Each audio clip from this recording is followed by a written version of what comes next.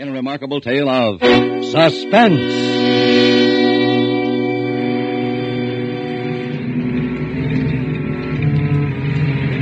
The rain was coming down in torrents, washing huge streaks of gravel from the hillsides onto the road. It was getting dark, and I was beginning to worry. I'd been waiting nearly an hour, and then I saw it. He was edging along the side of the road, his coat collar turned up against the rain, coming toward me. I eased the car into gear and drove up toward him. He had no raincoat on, and he must have been walking for quite a ways, because he was soaked through, dripping with the rain. He stuck out his hand when he saw me, and I stopped. You going to town? By the lower road, is that all right? Well, that's even better. Thanks, lady.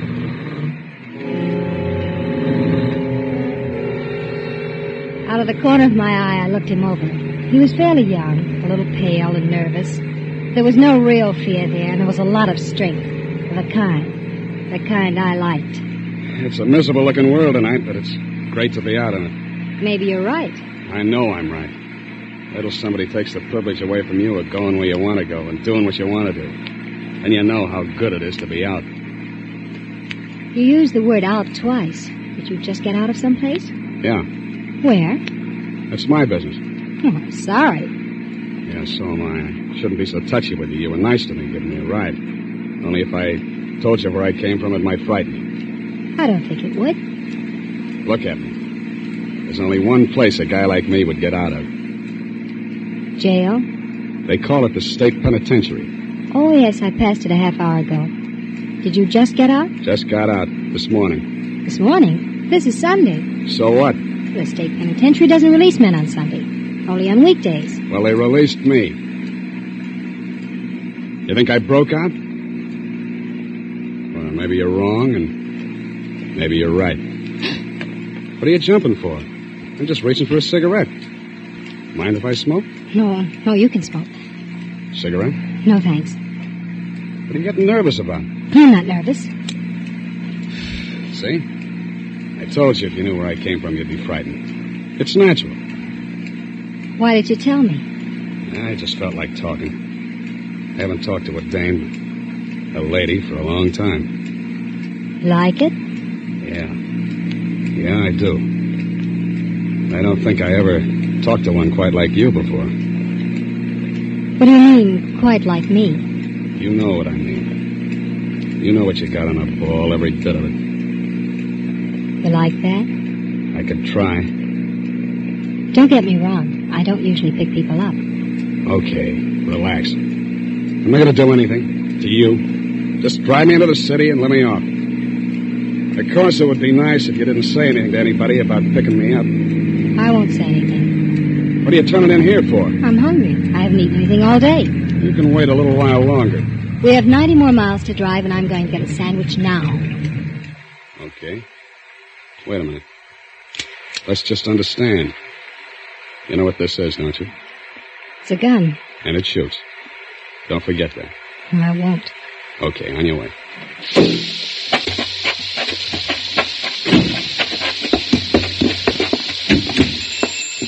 After you.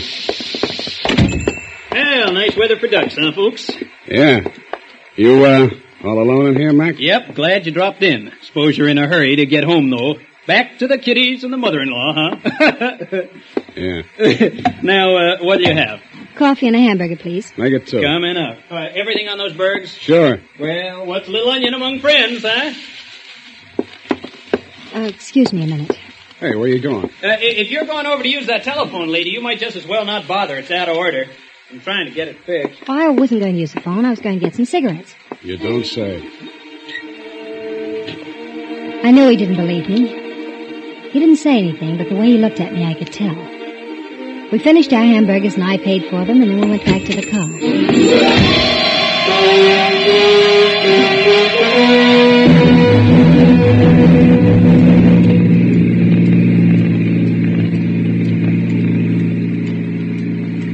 What'd you want to make a telephone call for? I wasn't going to. Wasn't because of me, was it? I told you I wasn't going to make a call. I just wanted some cigarettes. You turned down my cigarette a little while ago. They were the wrong brand.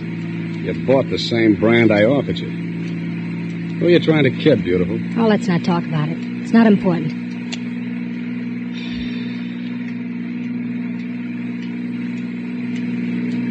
What are you going to do now that you're out? I got a job to do. I got to take care of somebody. You mean your family? No, beautiful. Somebody I got to buy a coffin for. As a matter of fact, I'm not even going to buy the coffin. I'm just going to make it easier for somebody to get one. Sounds an awful lot like you mean you're going to kill somebody. It's as easy as that. I am. Why? I told you I just got out of prison, didn't I? Well, you don't want to get back in. It doesn't happen to make much difference. You see, there isn't much useful left in my life. I'm through. Revenge, huh? Yeah. With all these debts settled, a guy could die happy.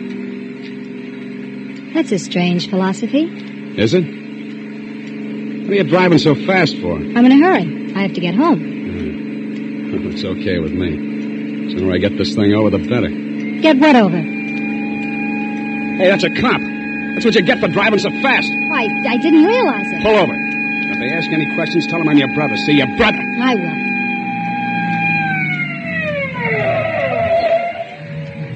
Don't say anything you'd be sorry for, beautiful.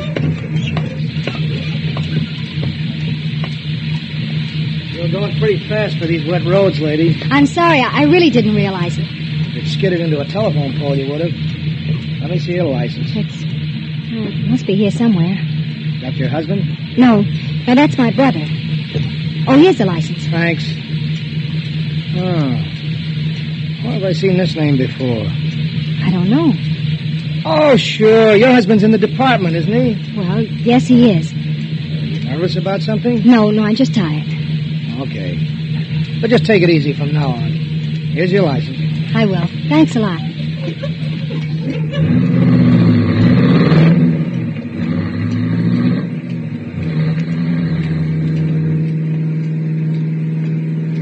So your husband's in the police department? Yes.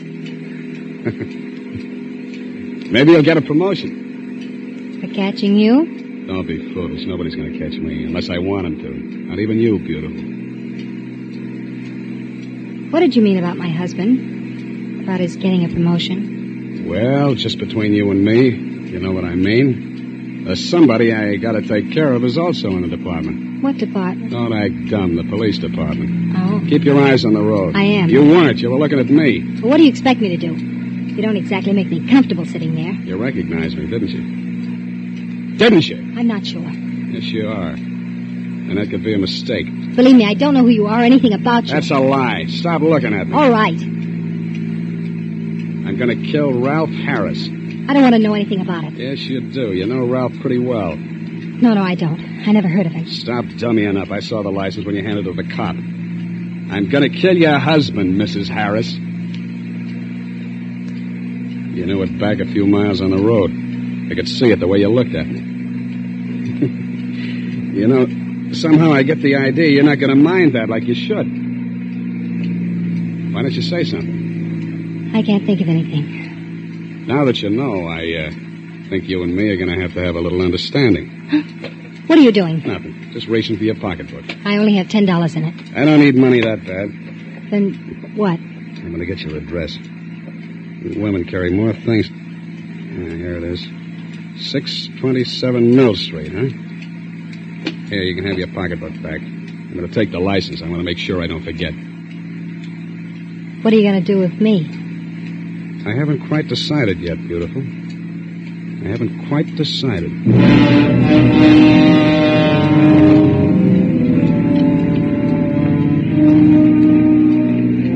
I glanced over at him again. I knew he meant it exactly.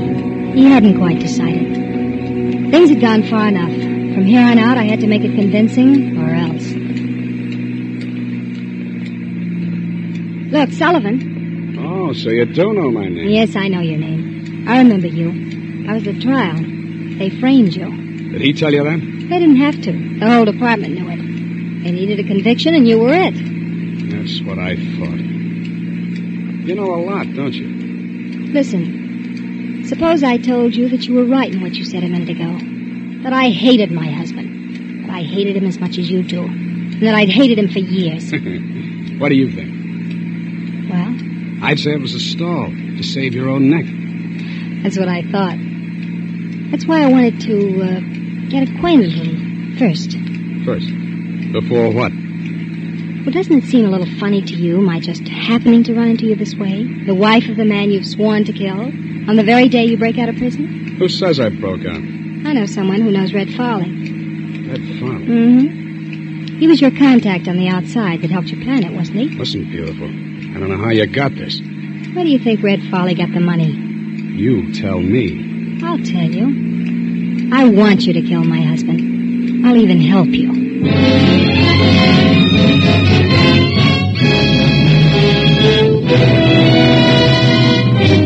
For Suspense, Roma Wines are bringing you Ava Gardner in Lady in Distress. Roma Wines' presentation tonight in radio's outstanding theater of thrills, Suspense.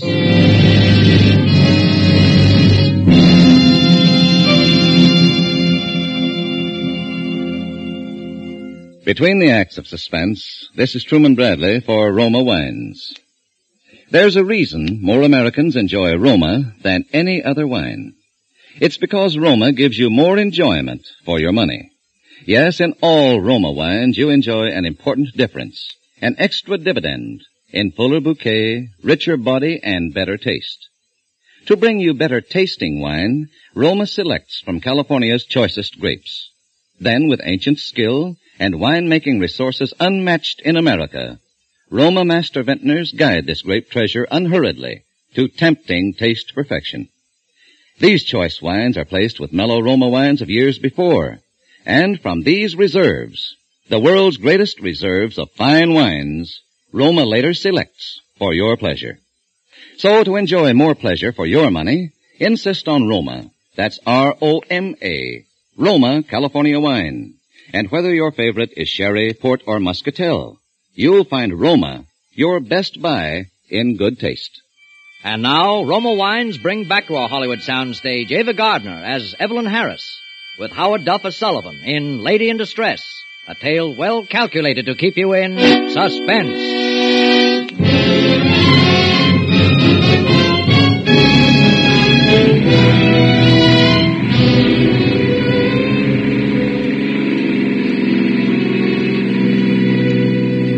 He was beginning to believe me now. When I told him that I knew who'd helped him make the prison break.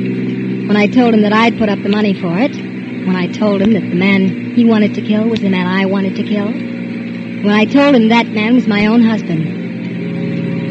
We drove along for quite a while without saying anything. Then I pulled into a gas station. What's the idea of coming in here? You don't need gas. You still don't trust me, do you? I don't know. Look, Sullivan, I have to make a phone call to my husband. Oh, no. I'm not that dumb, beautiful. But I have to call him. I told him I would. If I don't, he'll think something's wrong. You can listen. All right. I'll listen.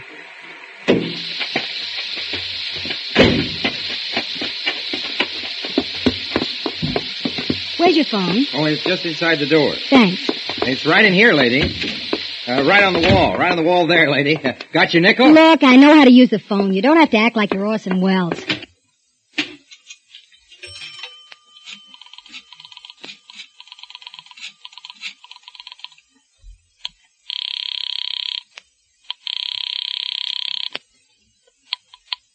Hello? Ralph, Yes? this is Evelyn. I'm 25 miles from the city. The rain slowed me up. You should have started earlier. I know, but I didn't. Everything all right? Yes, everything's all right. Well, I'm glad to see you're getting some sense in your head. Hurry up and get here. Well, it won't take long. You're not going to give me any more trouble, are you? No, Ralph. From now on, I don't think you have a thing to worry about.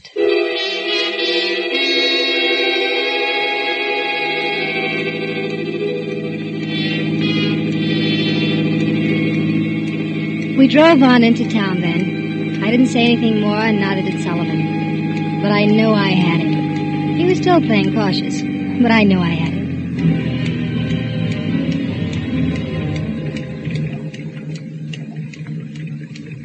Well, here's where I let you off. Oh, the rain's almost stopped. Okay.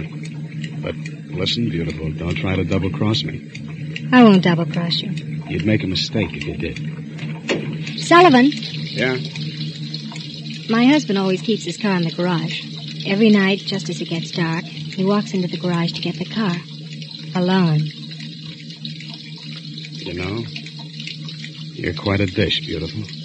And there's no light in the garage. Come here. Good night, beautiful.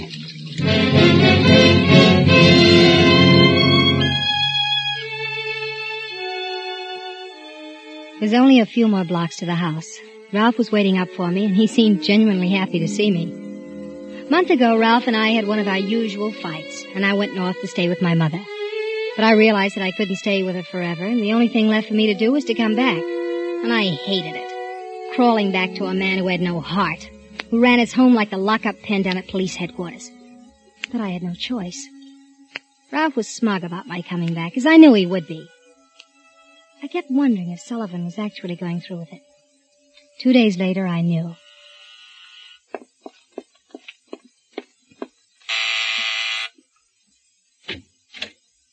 Good morning, Mrs. Harris. Get inside. Someone might see you. How did you know I was alone? I got friends. Your husband's working right now. He won't be home for 5 hours. What do you want, Sullivan? Let's not act like children. I said I was going to kill your husband, and I meant it. What are you coming here for at this time of day? See this? That little box? Yeah. When you do the wrong thing with it, it blows up. Oh. All I do is put this under the hood of somebody's car, hook it up to the starter, and when somebody gets in his car to drive off somewhere, all he does is step on the starter. And he doesn't have to worry about driving a car ever again. Oh. Let's, go out to the garage, beautiful.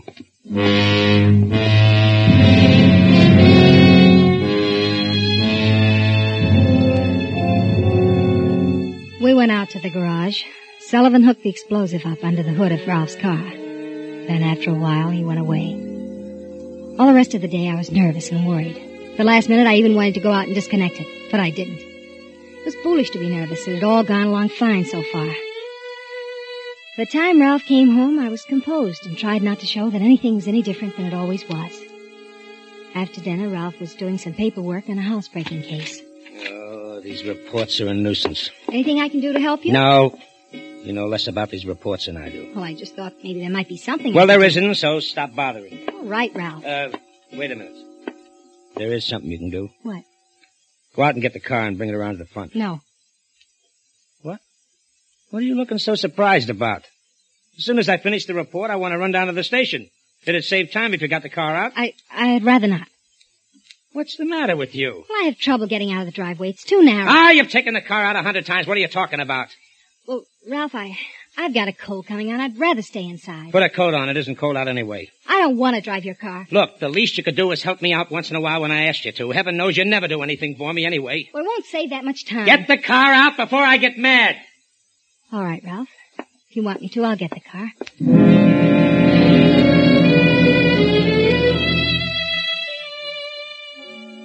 What could I do? I went out and opened the garage doors and putted around for a few minutes and slammed the door a couple of times. And I went back in the house. Well? Well, what, Ralph? Is the car out in front? Wouldn't start. What do you mean it wouldn't start? I don't know. It just wouldn't start. The motor wouldn't turn over. Oh, you give me nothing but trouble. It isn't my fault. It's your car. All right, forget it. Why don't you go out and try it yourself? Because I won't, that's all. I've been having trouble with my battery. It's probably run down again. If it wouldn't start for you, it won't start for me. I'll look at it tomorrow sometime. I'll do what you want. Wait a minute. Excuse me. I have some reading to do. Well, wait a minute. What do you want? Call up headquarters and have them send a cruiser around for me.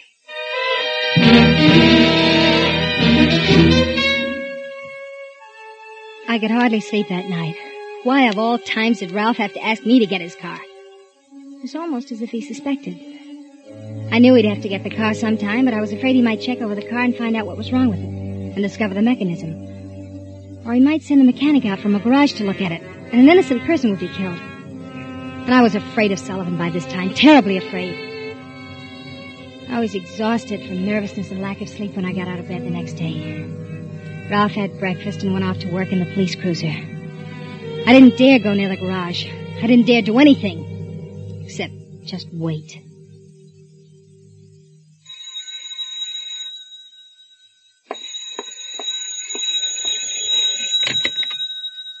Mrs. Harris? Yes? Sullivan speaking. Oh, hello. I've been reading all the papers, and I haven't seen anything about your husband yet. Yes, I know. What happened? Well, last night, he didn't take the car out. Why not? I don't know why not. He just didn't, that's all. Mrs. Harris, you wouldn't try to stall me, would you? No, I swear that's what happened. He left the house in a police cruiser. He didn't take his car. You know what I think? No, what? I think I'm going to take a run out there and check up myself. Your husband isn't home, is he? No, he won't be home for 3 hours. Okay, beautiful. You can expect me.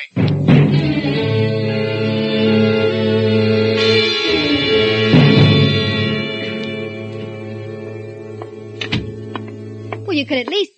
Oh, Ralph. Well, who did you expect? Winston Churchill? Well, it isn't time for you to be home. Who said there was a certain time for me to be home? Well, you don't usually get home this early. Well, there wasn't much doing today. I have a few hours coming to me, but... What's the matter with you? Nothing. Why? You're nervous about something. Don't tell me you have a boyfriend hiding in the closet. You may look if you want to. I wouldn't bother. All right, come on. Come on out with it. What's on your mind? What do you keep looking out the window for? Oh, stop examining me like a criminal. I just didn't sleep well last night. I'm tired. You don't do anything to get tired. Where you going? When you came in, I was just on my way to the market. Do you mind?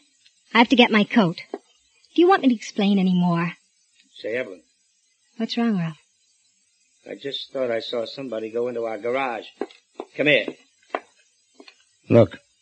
Garage door's half open. Oh, yes, I forgot to tell you. I called the garage and had them send a man to look at the battery. He'll take care of everything. Yeah? Well, I'm going out and take a look myself. You don't have to. He knows his job. Sometimes I don't think you have any brains at all. I'll be right back.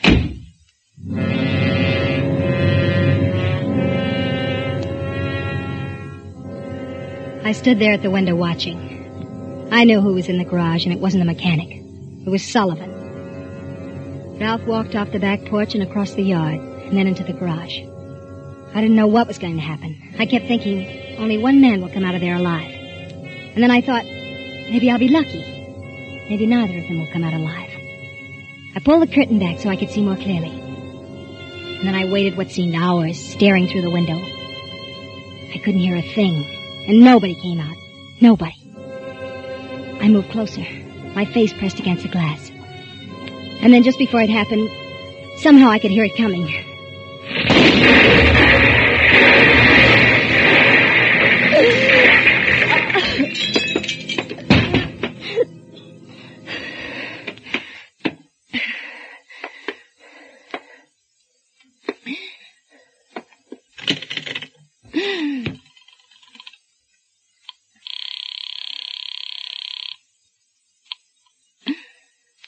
Operator. Get me to police headquarters. Just a moment.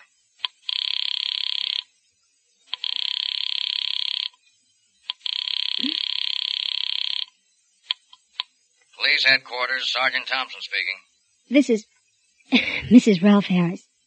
There's been an accident, an explosion. We'll be right out, Mrs. Harris. You all right? The window broke. A big piece of glass. My throat.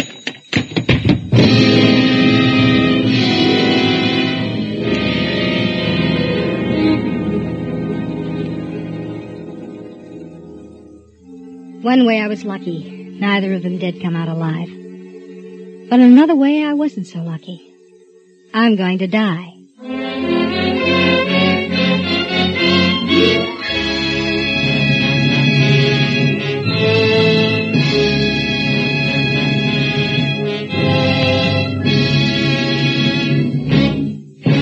Suspense. Presented by Roma Wines. R-O-M-A, Roma. America's favorite wines.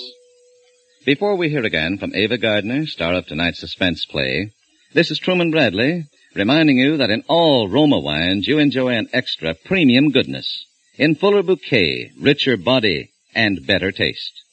Yes, Roma wines taste better because Roma, and only Roma, selects better tasting wines from the world's greatest wine reserves.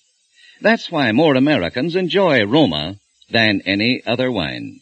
So ask for Roma wine, R-O-M-A, Roma, a premium wine in everything but price. Enjoy Roma California Sherry before dinner tomorrow. This is Ava Gardner. It's been a great pleasure to appear on Suspense, which is such a favorite to all of us here in Hollywood. Next Thursday's Suspense show will be one that I certainly won't miss. The most coveted honor which a radio program can achieve is the annual award given for excellence in drama by the George Foster Peabody Foundation. This year the citation was given to Suspense, and one of the 3 Suspense plays which is particularly mentioned in connection with the award was that which will be rebroadcast next Thursday. It's called Dead Earnest. Good night. Ava Gardner appeared through the courtesy of Metro-Goldwyn-Mayer, producers of the Technicolor picture The Yearling, starring Gregory Peck, Jane Wyman, and Claude Jarman, Jr. Tonight's Suspense story was written by John Michael Hayes.